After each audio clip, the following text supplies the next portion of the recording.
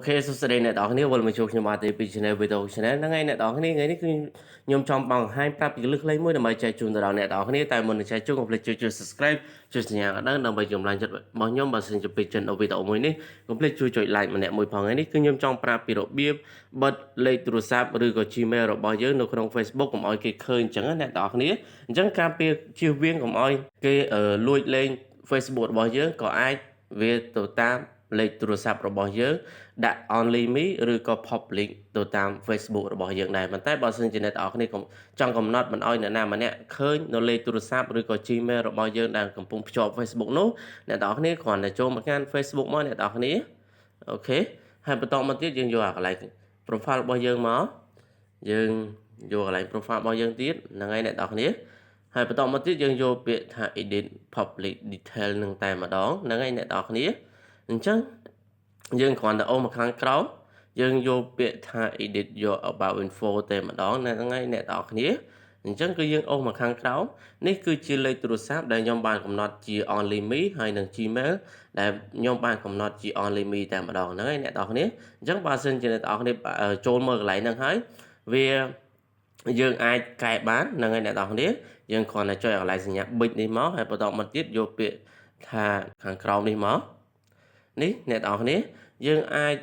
កំណត់ជា public តែ public នេះគឺហានិភ័យខ្ពស់ណាស់អ្នកទាំងអស់គ្នា friend ក៏វាហានិភ័យខ្ពស់ដែរនៅពេលដែលគេ friend ជាមួយយើងគឺ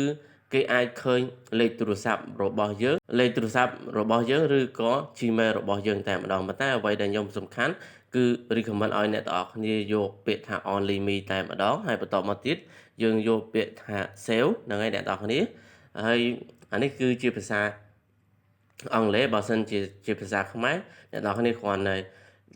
ឃើញសញ្ញាសោនេះជាភាសាខ្មែរយើងគ្រាន់តែចុចពាក្យថាបែបហ្នឹងមកហើយវាចេញសញ្ញា Q បែបនេះបន្តមកទៀតចុចពាក្យថា save តែម្ដងហើយនេះគឺជា Gmail របស់យើងដែរបើសិនជា Gmail របស់យើងភ្ជាប់នៅក្នុង Facebook របស់យើងគឺអាចហានិភ័យដូចគ្នាគឺអាចគេលួចលេងនៅ Facebook របស់យើងអញ្ចឹងណាអ្នកទាំងអស់គ្នាប៉ុន្តែអ្នកទាំងអស់គ្នាអាចកំណត់ដូចខ្ញុំបានយើងគ្រាន់តែដាក់ only me ដូចខ្ញុំមកហើយ friend នេះហើយនឹង public ដាច់ខាតគឺយើងកុំដាក់តែម្ដងយើងគ្រាន់តែកំណត់ឲ្យវាចេញ Q បែបហ្នឹងមកហើយបន្តមកទៀតយើងគ្រាន់តែយកពាក្យថា save មកគឺរួចជាការស្រេចតែម្ដងហ្នឹងហើយអ្នកទាំងអស់គ្នាអញ្ចឹងគឺបែបនេះគឺវាអត់សូវមានហានិភ័យហ្នឹងហើយ99% តែម្ដងតែបើសិនជាអ្នកទាំងអស់គ្នាកំណត់ជាសាធារណជនឬក៏ជា